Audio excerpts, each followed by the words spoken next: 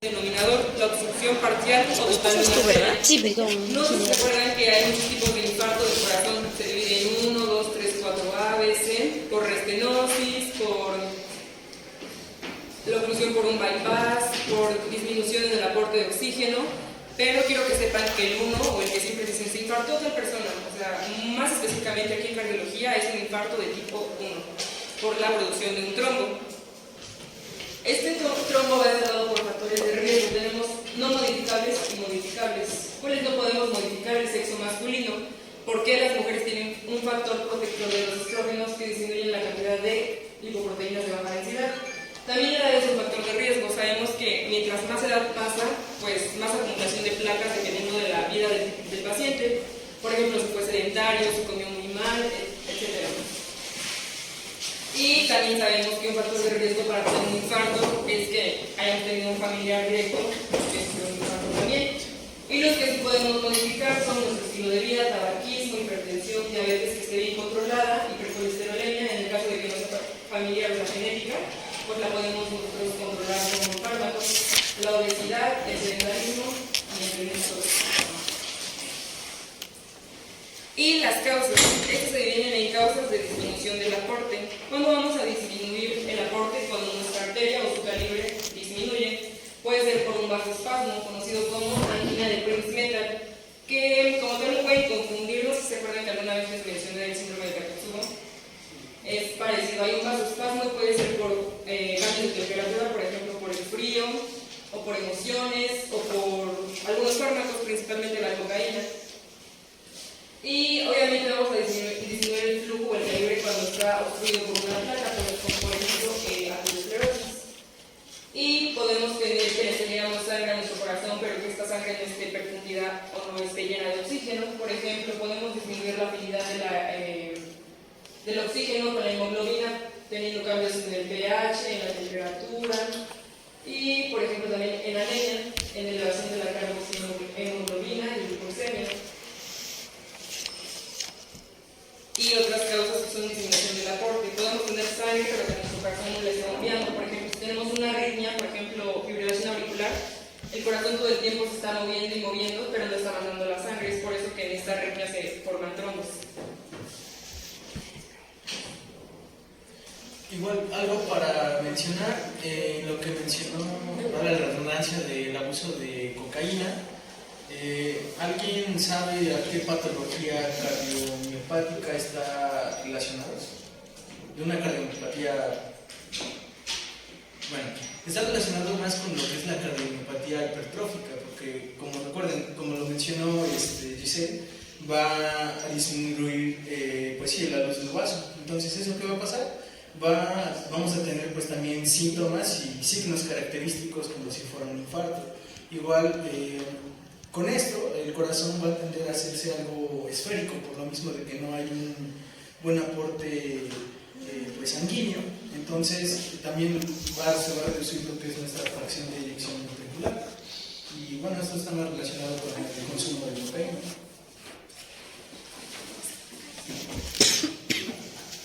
Entonces, antes de tener nosotros el infarto como tal, vamos a tener anginas.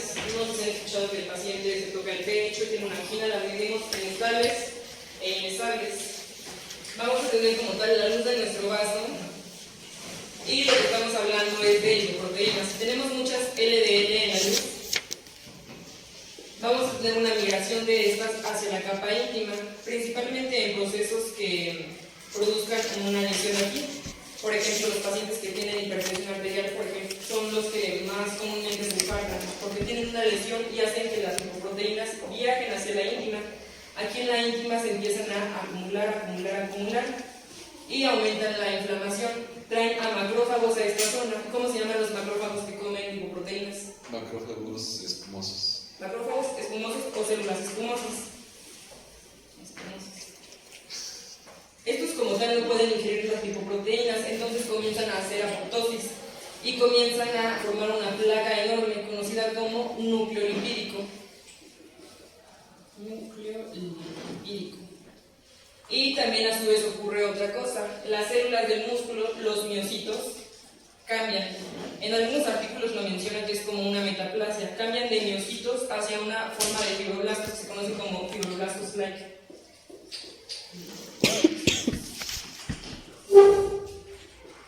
Y estos van a producir matriz extracelular que va a cubrir como tal el trombo. Esta es la capa fibrosa. Entonces, ¿de qué depende que el paciente tenga una angina estable o inestable?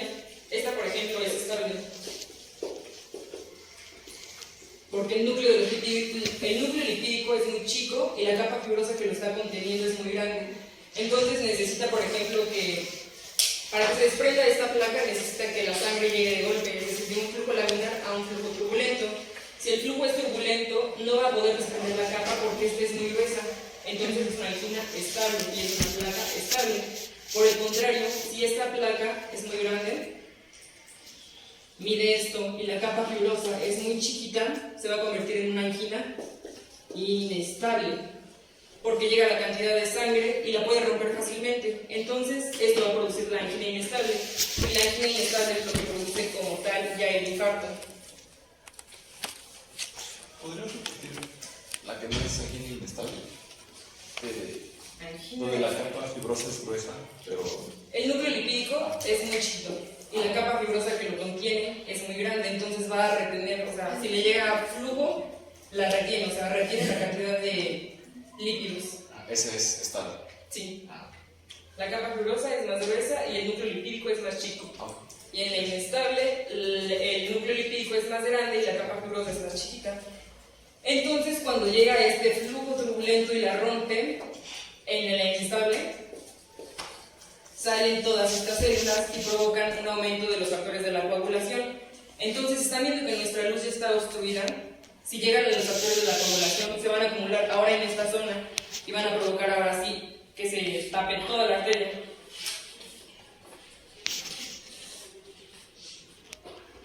Es lo que les dije, citocinas, monocitos que comieron los macrófagos, etc. Y como tal, esta cascada de isquemia, cuando se obstruye el trombo, ¿cuál cree que sea la parte que primero se afecta? Si se acuerdan, tenemos las divisiones de la capa. Subendo, endo, mío y epi. ¿Cuál cree que sea la capa que se afecta primero? Aquí están las arterias.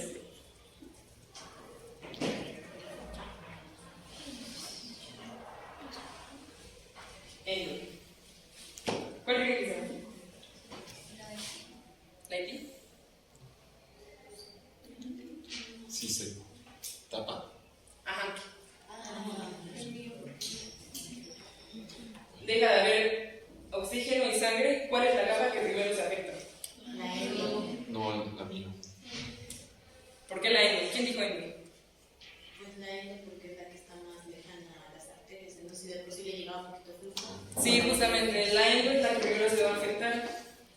Entonces, esta evolución del infarto lo vamos a conocer como que empieza como una isquemia, evoluciona a una lesión. Esto depende del tiempo. Si el paciente se le va dejando, va a evolucionar isquemia, lesión y va a una necrosis. Entonces, como tal, lo que nos compete al inicio es una isquemia.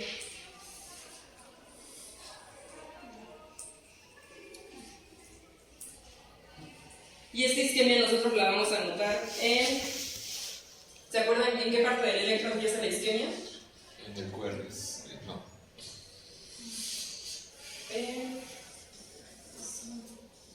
¿En cuál de estos? Comúnmente, ustedes ya han visto en su práctica clínica, les dicen elevación del ST de infarto. Eso es que ya está en la lesión. La primera que se va a afectar es la TEM, porque es donde se da la despolarización, la repolarización. Entonces, la capa que primero se afecta va a ser la endo y la vamos a encontrar en la T. Esta T se va a dividir en dos. No tomen en cuenta la de mío. Siempre lo dividen en endo y en epi. Vamos a tener dos. Vamos a tener una isquemia endocárdica y una epicárdica.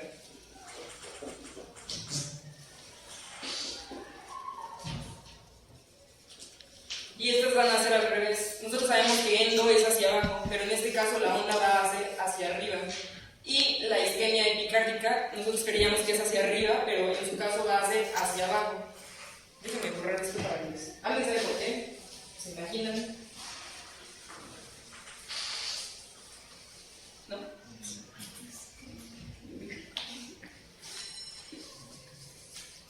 A ver, aquí tenemos nuestro corazón. Lo voy a dividir en un núcleo para que se entienda que es la parte endo. Esto es endo y esto es epi. Cuando nosotros tenemos una isquemia del endo es porque esta parte no va a conducir. Entonces, el vector, si les pongo B6, B5 o lo que sea, o D2, este es el vector, la camarita que está viendo hacia esta zona. Bueno, la derivación que está viendo hacia el vector. Entonces, si la capa de endo no está conduciendo porque tiene una isquemia, se va a ir hacia la parte positiva, que es la parte de epi.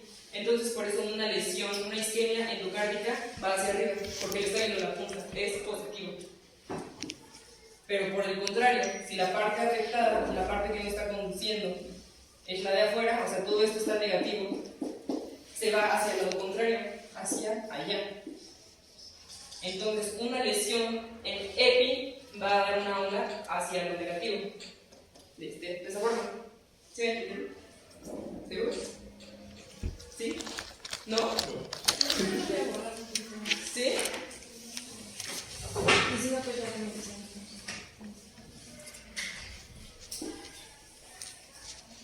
Esa es la parte de endo, la capa. Y esta es la capa de afuera, epi. Si la zona de adentro tiene isquemia, es negativa, no conduce. Entonces los vectores siempre se van hacia el lado que sí conduce. La capa que sí conduce es todo lo de afuera, epi. Y la derivación que lo está viendo positivo. Si fuera B6 lo vería positivo, o sea, cualquier derivación. Pero por el contrario, si la capa que está afectada es la de afuera, todo lo de afuera no conduce, todo esto es negativo. Entonces el vector se va hacia el lado contrario, hacia allá. Al lado que se conduce. Y esto es negativo. ¿Ahora sí? Ya, gracias.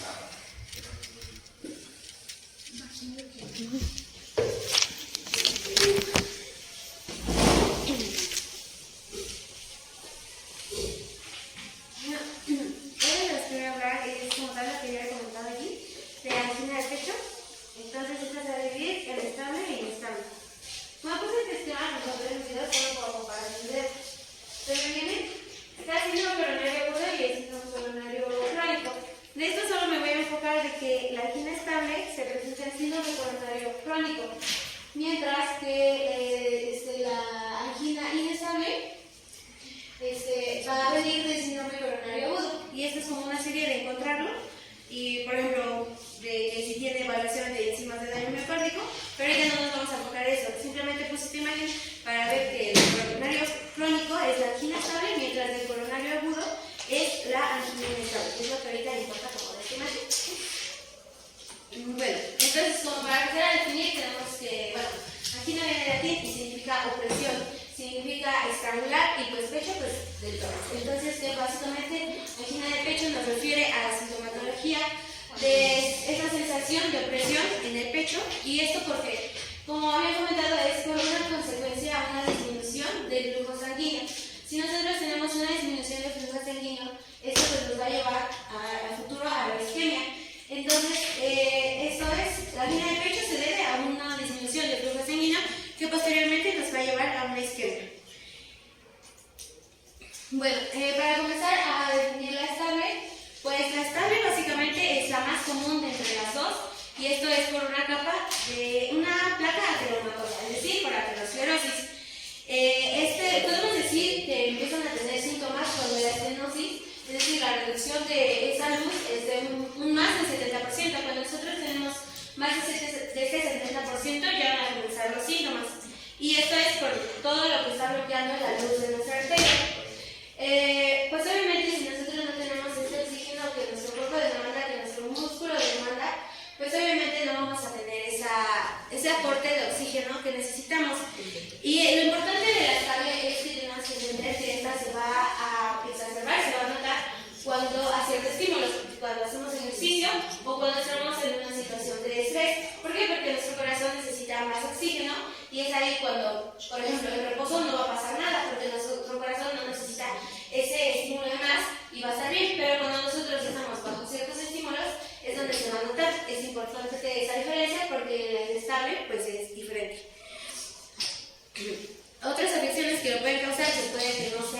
forzosamente la placa ateromatosa es una miocardia hipertrófica.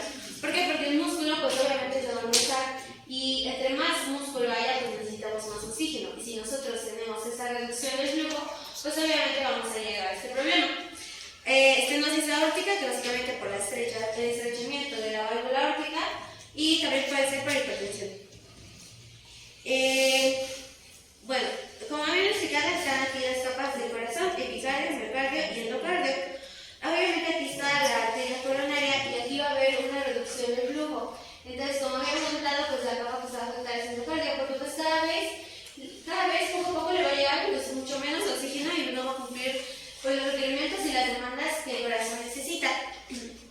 También se dice que esta isquemia nos va a generar cierta liberación de algunas de la adenosina y de la retina, y esto nos van a generar estímulos nerviosos que nos van a llevar al dolor.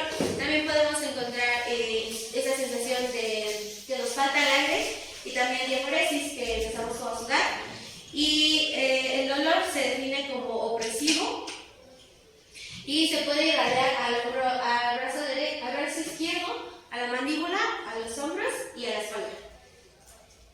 Ahora, para hablar de angina inestable, pues básicamente la diferencia más importante es que está a pesar de que estemos en reposo. No necesitamos que estemos bajo un estímulo como ejercicio o como estrés. Incluso si estamos en reposo, estos síntomas se van a presentar. Aquí la placa pues obviamente es muchísimo más grande y pues obviamente es más susceptible a que se rompa. Entonces eso también la caracteriza, que hay una ruptura de esa placa, que obviamente nos va a generar estos síntomas, y pues obviamente cada vez entre más grande esté, pues nos va a tener mucho menos espacio para este flujo sanguíneo. También, bueno, en la otra clasificación que le puse puede parecerse mucho a infarto agudo, al miocardio, pero aquí lo que nos va a diferenciar es que aquí el tejido, si está vivo, simplemente va a empezar a experimentar una isquemia por la reducción del flujo sanguíneo, mientras que en el infarto, ahí vamos a estar experimentando, conforme pasa el tiempo, de la isquemia a necrosarse, es decir, como que el tejido empieza a morir. Bueno, esta es una tabla que básicamente nos resume como lo que ya les había comentado, que la estable pues solo es si hay un esfuerzo físico que demande más oxígeno, mientras que la inestable puede ser que estemos en reposo y se presente. La estable pues obviamente si nosotros no estamos bajo esos estímulos y si estamos bajo reposo pues no va a haber ningún problema. Y aquí dice, no alivia con reposo ni con la administración de nitroglicerina. La intensidad del dolor no varía con el tiempo en la estable, pero la inestable incluso sí puede ir aumentando conforme avance el tiempo. La duración de la estable es menor o igual a 5 minutos y la otra es mayor a 5 minutos, aunque otros me dicen que es básicamente más 20 minutos. Y en la estable pues se va a ver irradiación y también en la estable. Y la estable pues como disnea, otros síntomas que les he mencionado, también como la diuresis, incluso puede haber náuseas, fatiga. Y en estable pues que se puede parecer mucho al infarto agudo, pero pues la diferencia radica en que en la primera angina estamos hablando de una isquemia y en el infarto ya no estamos hablando de una necrosis. Ahora, vamos a hablar de la clasificación de la angina según la SC de 2024 y que la van a dividir en 4. Entonces básicamente nos va a decir la gravedad de esta. Entonces era 1, angina solo con esfuerzo extenuante, es decir, actividades intensas que requieran mucho esfuerzo, y va a haber presencia de angina durante actividad extenuante, rápida o prolongada. La del número 2 es con esfuerzo moderado y la define como limitación ligera de las actividades ordinarias cuando se realiza rápidamente. Por ejemplo, subir las escaleras de manera rápida nos va a generar estos síntomas. La número 3, que es angina con esfuerzo leve, que pues incluso en actividades que no requieren tanto esfuerzo nos vamos a estar sintiendo mal, como por ejemplo caminar 2 bloques o subir otras escaleras a un ritmo y condiciones normales, es decir, no vamos a estar corriendo, no vamos a estar deprisas, pero incluso con ese esfuerzo leve se va a presentar esa angina. En la número 4 pues es la más grave, ¿por qué? Porque pues ya se va a presentar esa angina pero ya en un estado de reposo, es decir, no vamos a necesitar ningún esfuerzo para que esta angina se presente. ¿Por qué es importante esos grados? Porque pues, nos pueden especificar la gravedad y de ahí pues el posterior manejo. Por ejemplo, en los grados 1 y 2 pues todavía podemos equilibrarlo con cambios en el estilo de vida y pues también con medicación.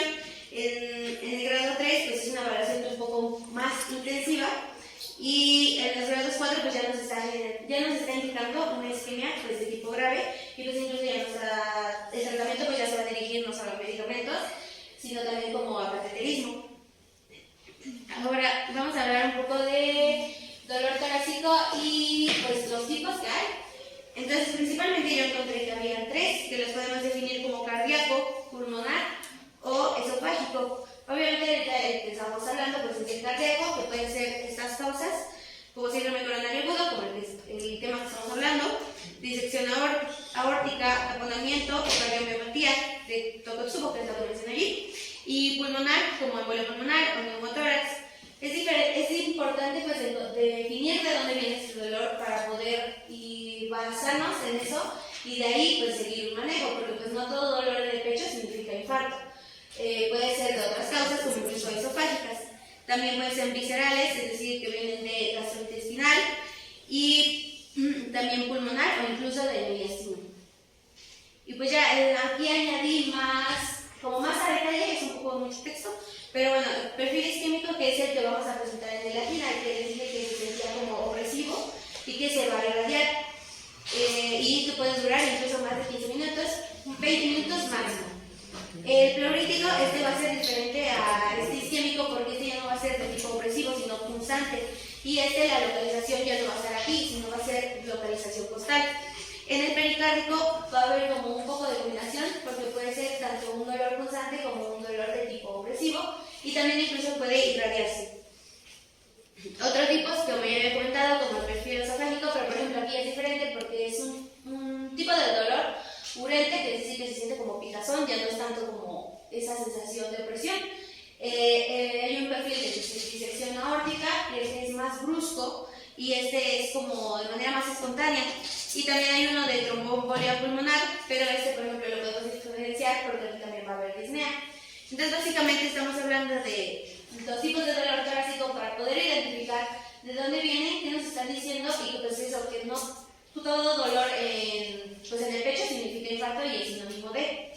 Bueno, otro para añadir puede ser el osteomuscular, que también es de tipo constante, y pues psicológico, que se siente pues también opresivo y también se siente en el pecho y se parece mucho, pero pues esto es bajo cuadros de ansiedad, cuando estamos en un proceso pues muy estresante y lo podemos llegar a sentir y pues no se va a relacionar con alguna otra patología cardíaca o pulmonar, sino es más que nada de tipo psicológico.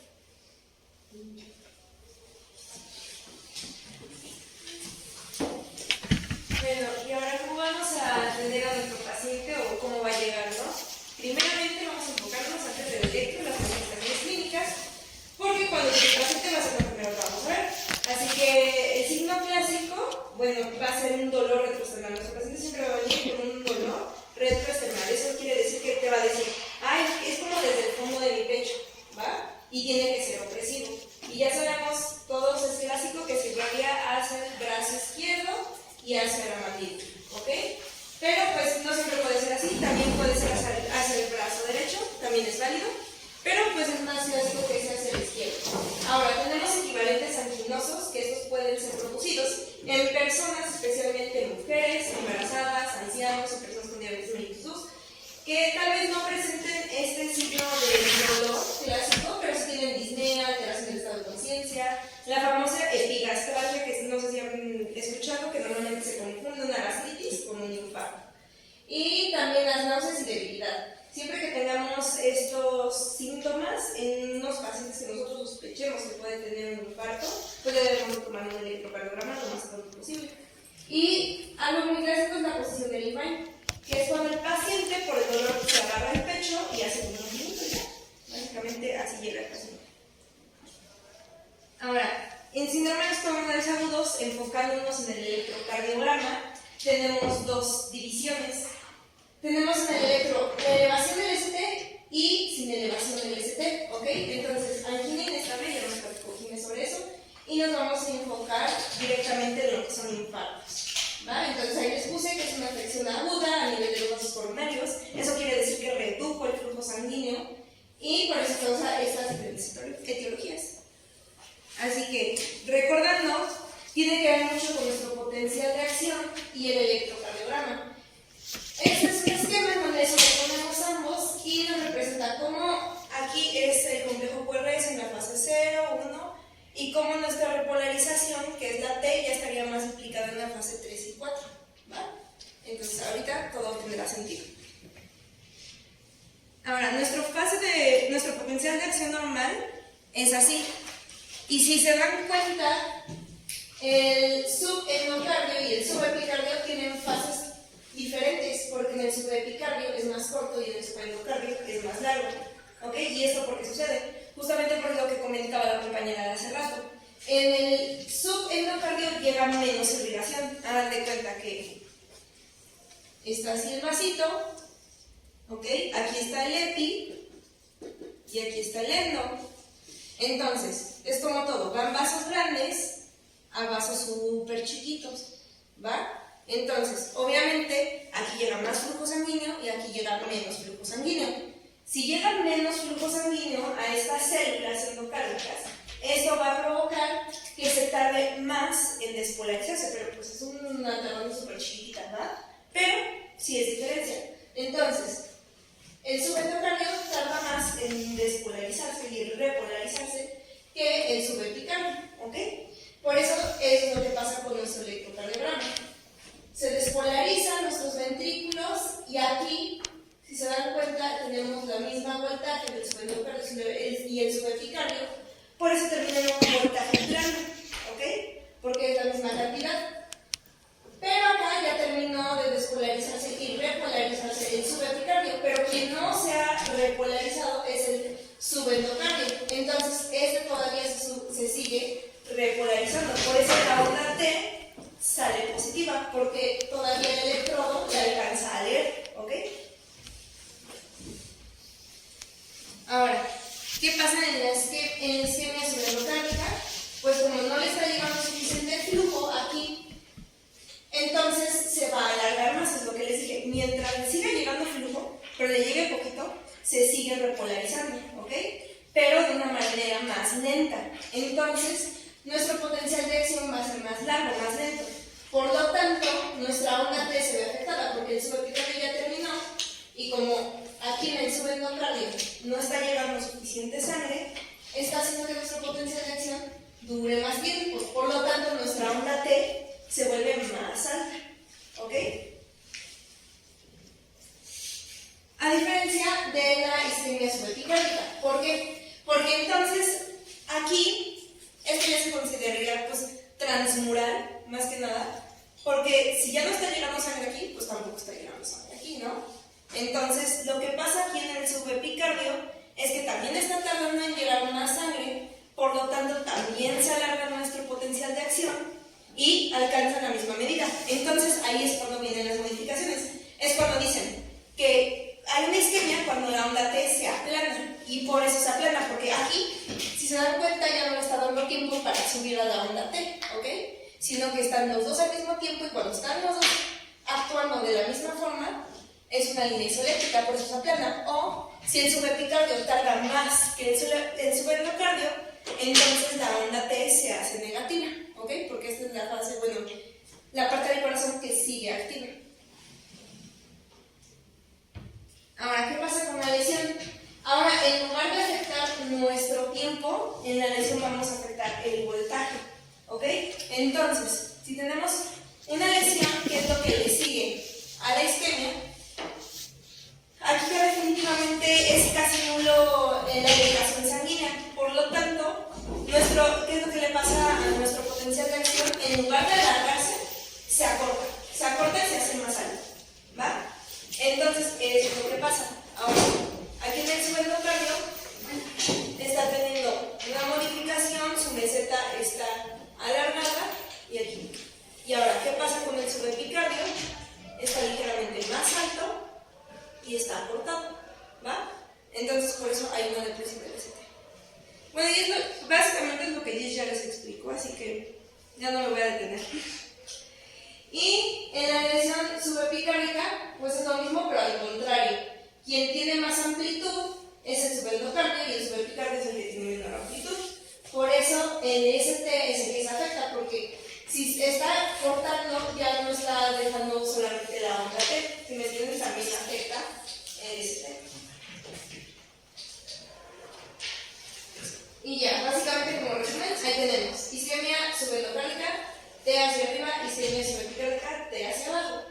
Lesión subendocárdica, ST hacia abajo y lesión subepicárdica, ST hacia arriba. Ahora, aquí esto tiene mucho que ver con lo que les estaba explicando hace rato, pero quiero que se queden con que el vector de isquemia siempre se aleja, por eso es positivo. Entonces acá tenemos nuestros electrodos y si el vector se está alejando, se está acercando al electrodo, por eso marca una onda T positiva. Y aquí se está alejando de la isquemia y por eso la T es negativa, porque se aleja del electrodo. Y en cambio la lesión es todo lo contrario. El vector se acerca hacia la lesión. Entonces, como se está acercando a la parte afectada y acá está nuestro electrodo, se está alejando del electrodo pero se acerca a la lesión y por eso está negativo. Y aquí se acerca a la lesión y al mismo tiempo se está acercando al electrodo y por eso sube. Y en la necrosis se marca una onda Q profunda y siempre pues obviamente va a ser negativa. Para que nosotros digamos que es una necrosis debe ser más del 25% de una onda R, ¿ok? Y debe de durar más de 0.04 segundos. Eso quiere decir de un cuadrito. Así que si nuestra onda R está más de un cuarto, nuestra onda cuesta más de un cuarto que la onda R y además está ancha más de un cuadrito, ya es una necrosis, ¿ok? Y necrosis indica estar negativa porque literalmente la electricidad no puede conducir por esa parte del corazón, ¿ok? Por eso se marca negativo, porque no está acercando ningún vector. Ya ahí tienen, si le van a tomar una foto, tomen una foto. Es lo mismo que dije ahorita. Nada más les voy a anotar una frase porque les voy a preguntar eso en el examen. Y yo me acuerdo de esto porque hay una frase que dice: la isquemia es como es y la lesión es al revés. Entonces ya les digo que la isquemia es en T, este en ST. Si este va para arriba,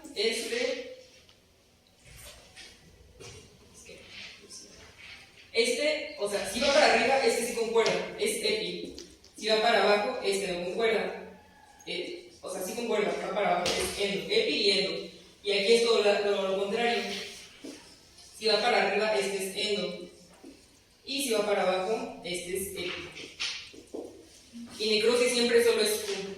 Pero esto es mucho relajo de vectores. Pero en general, resumen. Bueno, y ya podemos localizar el infarto, ya les habíamos enseñado las caras en el electrocardiograma. Así que ya podemos empezar a diagnosticar, ¿no? Ya sabemos qué es necrosis, ya sabemos qué es lesión y qué es isquemia. Entonces ya los integramos en el electrocardiograma, ya sabemos cara inferior, lateral alta, central, anterior y lateral baja. Y ya vamos a empezar con lo chido. Ahora, ¿qué pasa en el infarto? ¿Cómo vamos a definir el infarto por elevación del ST?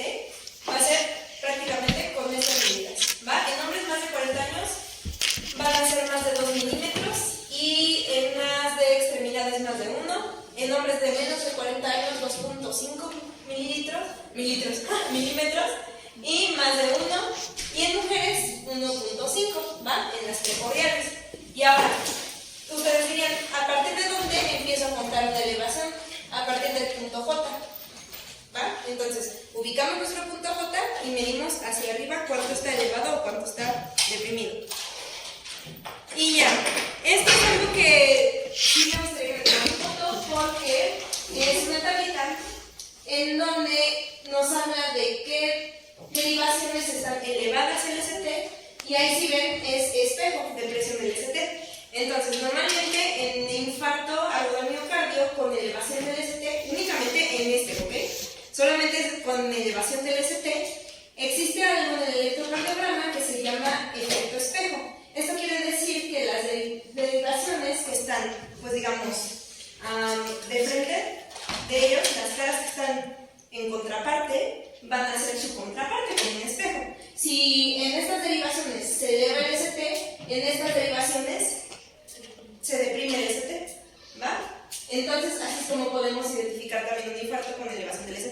Si tienen duda que es un infarto, solamente vean su electro, busquen la cara espejo y si está deprimido, ya, tienen el diagnóstico, ¿va? Entonces, está esa y están estas, que son las más que faltan. Así que si quieren tomar una foto o no.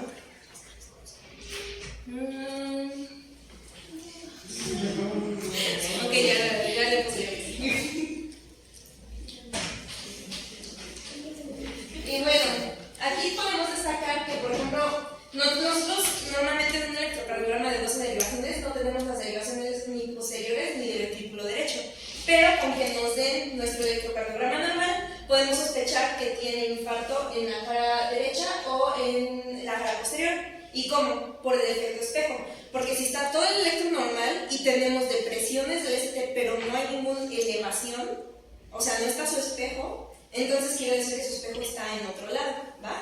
Por ejemplo, aquí les puse que si B1 y B3 tiene depresión en el ST y el resto del electrocardiograma no tiene ninguna elevación, entonces tomamos derivaciones posteriores, ¿va? Que son B7 a B9, y ahí vamos a encontrar la elevación.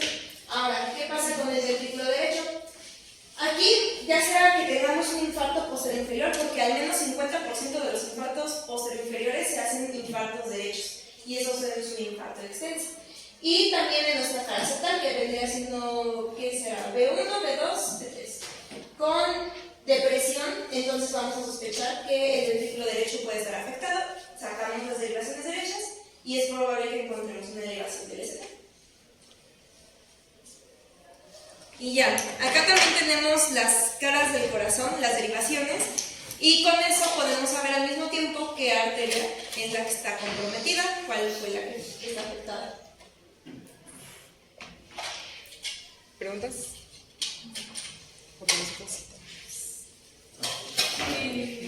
¿Te quieres saltar estas? Sí. Ahí va el caso clínico. Hombre de 62 años con antecedentes de hipertensión y tabaquismo, quien tenía programado una intervención coronaria percutánea en una semana. Consulta porque al encontrarse en reposo inicia con un dolor torácico precordial opresivo que se irradia a cuello, intensidad 8 de 10, con duración de 40 minutos que no mejoró con nitratos sublinguales. ¿Cuál es tu primera acción? Tomar un intelecto. Bueno, donde yo los leí, frecuencia cardíaca, etc, pero sí, tomamos el electro. Ahí está el electro. ¿Qué tiene? ¿Qué diferente? Se supone que... El relación del ST en B3. Sí. ¿En qué otro? Termina en D2, D3, D3. ¿Qué otros? D3.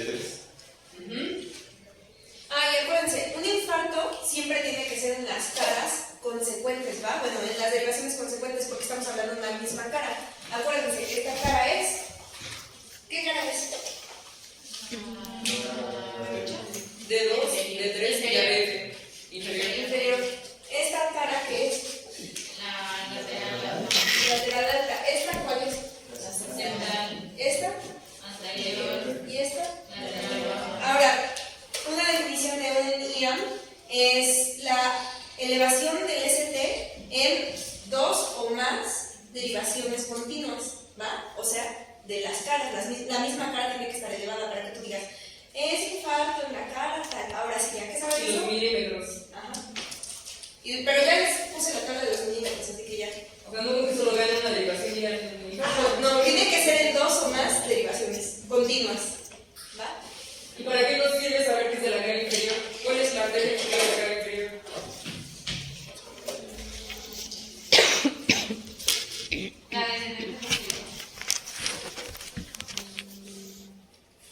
No. La coronaria derecha. ¿Te tomaron foto? Es que dice descendente posterior. ¿De inferior? Sí.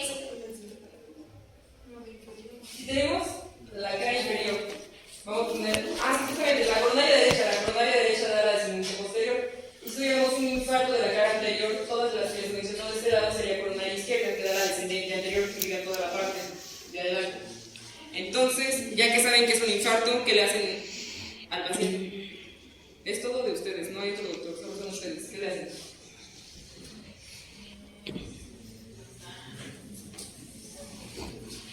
¿No han estado en su práctica clínica y les ha tocado pacientes infartados?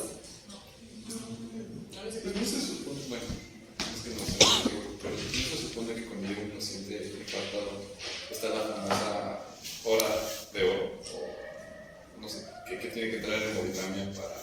Justo, sí. Pero pues estoy solo y estoy en el cerro. Estás en el cerro. No sé qué tenga que hacer. Ven, la resultó cada parte de esto. Tenemos dos tratamientos, se los va a dar Lalo. Tenemos un tratamiento para fase aguda, o sea, en el momento que le hacemos al paciente. Y tenemos otro tratamiento. El tratamiento, si la arteria está obstruida, es cateterismo. ¿Alguien sabe qué es el cateterismo? ¿Qué le hacen? Es cuando le ponen como una mallita a la arteria para que se expanda y pase. Justo, sí. Y, o sea, entonces finalmente el tratamiento es ese, pero como dice el compañero, si nosotros no tenemos acceso a eso, ¿qué es lo que vamos a hacer? Se los va a mencionar Lalo, es fibrinolíticos. Un tratamiento fibrinolítico es el que rompe un poquito de la placa para que el paciente pueda seguirse manteniendo con vida, en lo que lo mandan a que le hagan el cateterismo.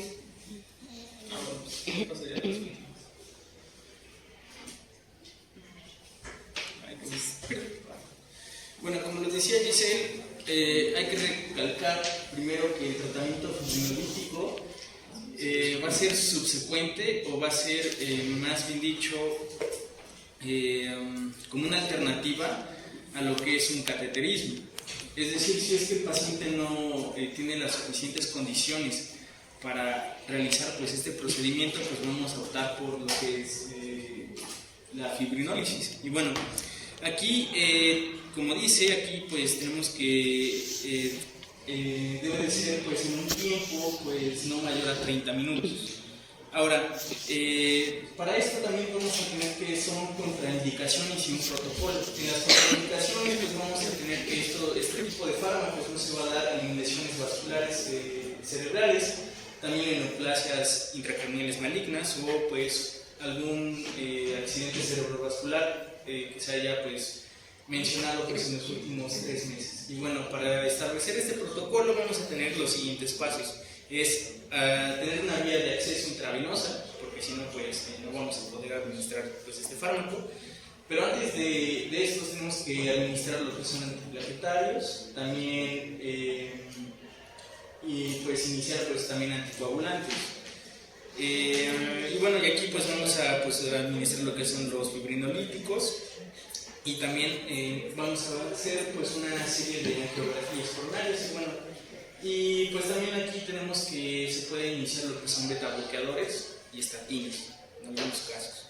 Bueno, para el tratamiento posterior tenemos que hay que valorar pues 2 casos, ¿no? Si hay un éxito, vamos a ver que hay una resolución de lo que es el alivio de los síntomas y la resolución del segmento CT. Y esto que vamos a hacer subsecuentemente a esto, vamos a hacer una angiografía programada. Y si en el caso de este tratamiento fracasa, pues los síntomas van a ser persistentes y pues vamos a continuar con esta elevación. Y bueno, y aquí es donde lo que les menciono, aquí vamos a comenzar con lo que son cateterismo y de forma inmediata. Ahora, para esto pues vamos a hablar sobre la angioplastía, que pues bueno, aquí vamos a tener diferentes pues tipos de métodos. Aquí pues la angioplastía pues la más común es por una técnica de balón. Y bueno, esta va a ser pues que va a revascularizar como lo vemos en la imagen, ¿no? Y bueno, también pues hay dispositivos especiales, pero pues en eso no nos vamos a centrar tanto porque si no pues ya sería una clase más específica sobre esto. Ahora, ¿algo más? Otra cosa de angioplastía, también está lo que decía, que se pone una mallita. Existen diferentes tipos de stent, ya sea que sean stents con medicamento dentro, que básicamente son trombolíticos. Este nos va a ayudar para evitar que el propio stent tenga una estenosis, ¿va? Aparte, pues como dijo Lalo, no hace falta porque mencionar mucho de esto. como brevario cultural, si acaso, que los stents la mayoría se abren hasta mínimo 6 atmósferas, máximo 20 atmósferas, depende si es de alta presión, hasta 30 atmósferas, y también los balones de 6 a 20 atmósferas. Y bueno, igual, retomando por lo anterior de la terapia fibrinolítica, vamos a tener que administrar pues aspirina. La aspirina la vamos a administrar a una dosis de 162 a 325 miligramos. Y pues también podemos utilizar, pues, hablando de estos fármacos fibrinolíticos, tenemos lo que es la atelplasta. Y bueno, pues ese es una opción pues menos práctica, pero más común, pero ya no se utiliza mucho, es la estreptoquinasa. Y bueno, igual si me quieren echar una leída de eso, pues también está chido. Igual, como les comentaba, ¿no? Pues ahora, también para el tratamiento vamos a tener pues indicaciones para eso, ¿no? Como es la angioplastia. Vamos a tener que con síntomas en las últimas 12 horas y también con pues un bloqueo de ramo izquierdo. Igual, aquí en aspectos técnicos, hablando más acerca de esto, vamos a tener que pues entrar por una vía accesoria arterial. Aquí pues lo que mencionan pues varias bibliografías, pues tenemos dos formas de acceder pues a estas vías. Va a ser pues una vía pues radial y también femoral, pero aquí lo que se menciona es mejor utilizar el abordaje radial, porque pues tenemos menos complicaciones y pues también vemos que esta se acompaña con una ecografía intravascular y pues bueno, esto puede mejorar pues la localización. Ahora, aquí los tipos de stents tenemos dos diferentes, unos que son metabólicos y otros que son que tienen fármaco. Ahora, ¿cuál es la preferencia de estos dos? Pues van a ser los que tienen fármacos. ¿Por qué? Porque va a haber una tasa menor que se reincida a una restenosis, y también vamos a tener una tasa menor que va a ser pues una formación de un trombo. Igual pues hay pues menos necesidad de revascularización. Ahora, también vamos a tener en esta terapia adyuvante, pues también vamos a tener que pues administrar lo que es aspirina, heparina no fraccionada y también beta bloqueadores. Bueno, hasta aquí tienen alguna duda con respecto a esto.